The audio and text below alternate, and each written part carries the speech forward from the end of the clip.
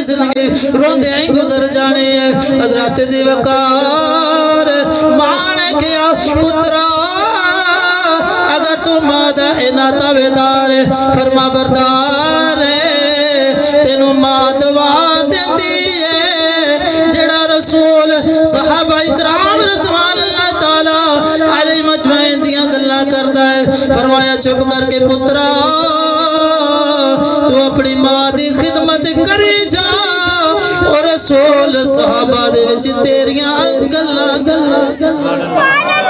حضرت ذی وقار جدو رات پہ گئی اکھ لگی میرے آقا علیہ السلام حضرت اویس کرنی رضی اللہ تعالیٰ عنہ دی خواب بچے آگئے۔ حضرت ذی وقار میاں صاحب نے کلام اٹھا لکھتے سفنے اندر منو ماہی ملے تے میں گل وچ پا لیا درد مارے اکھ نہ کھولا کتے پھر بچھڑنا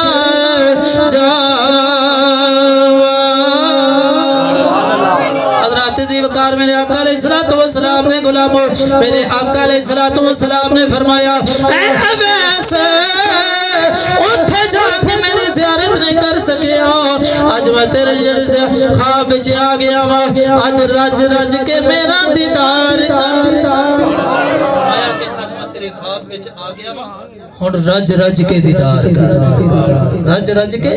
دیدار کر لے تو حضرت ذی وقار سانو چاہیے اسی اپنے والدین دا ادب و احترام کریے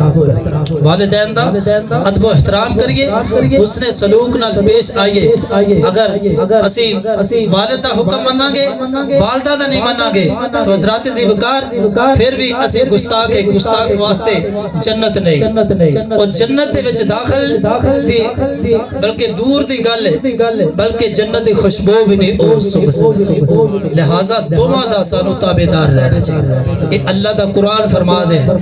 انشکر لی والی والدی کا علی المسیر کہتے فرمایا وَقَضَى رَبُّكَ أَلَّا تَعْبُدُوا إِلَّا إِيَّاهُ